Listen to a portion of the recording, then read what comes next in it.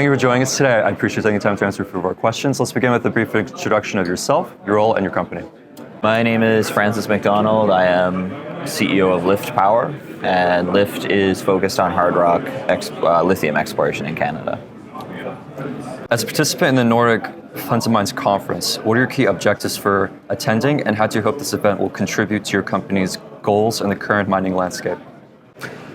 The reason for being here is to chat to new investors who might be interested in lithium in general, and also the EV transition, the green transition. And so I think Scandinavia has been a leader there. Norway has been adopting electric cars more so than most other countries, and so that's obviously a narrative that resonates here. In light of recent geopolitical tensions and supply chain disruptions, how is your company working to ensure, now or in the future, resource security and maintain its competitive advantage in the global market? I think for us, we're at an exploration stage. We're just about to put out our initial resource estimate next week. So from a supply chain perspective, we're not as vulnerable as, say, a mining operation, but the geopolitical landscape is very interesting right now, especially when you look at a commodity like lithium, and it's controlled by China. So there's a big push right now to start up a North America only supply chain.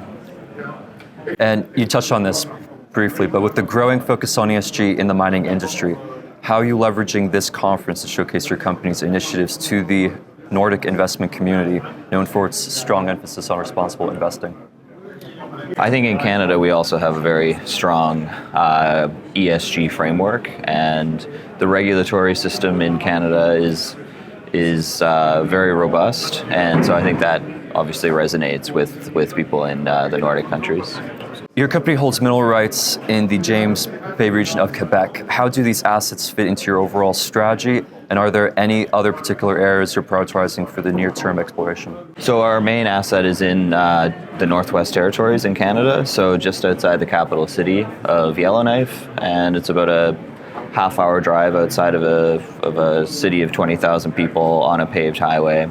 And so that's the main focus for us right now. We've completed 50,000 meters of drilling in the last year. And again, that's all going into our resource estimate that's coming out next week. As a relatively new company incorporated in 2021, what sets LIFFF Power apart from other junior lithium explorers in the Canadian market? I think for LIFFF, what set us apart is that we have a project of scale. You can see these deposits from space, and I can pull out my phone, I can zoom in on Google Maps, and I can show you where they are. And so it's been a fairly simple exploration program. We're just drilling off big deposits that we see at surface. And the other thing is infrastructure. And we have a lot of existing infrastructure in place already, which is very important for these types of deposits. LIFFF Power is focused on lithium pegmatite projects in Canada, particularly in the, as you mentioned, Yellowknife Lithium project. Can you provide any updates on your exploration activities and any other significant findings from your recent work programs? Yeah, so the biggest thing is the drilling that we did last year. That's going into the resource estimate. We completed a metallurgical study as well, and that was just released this week.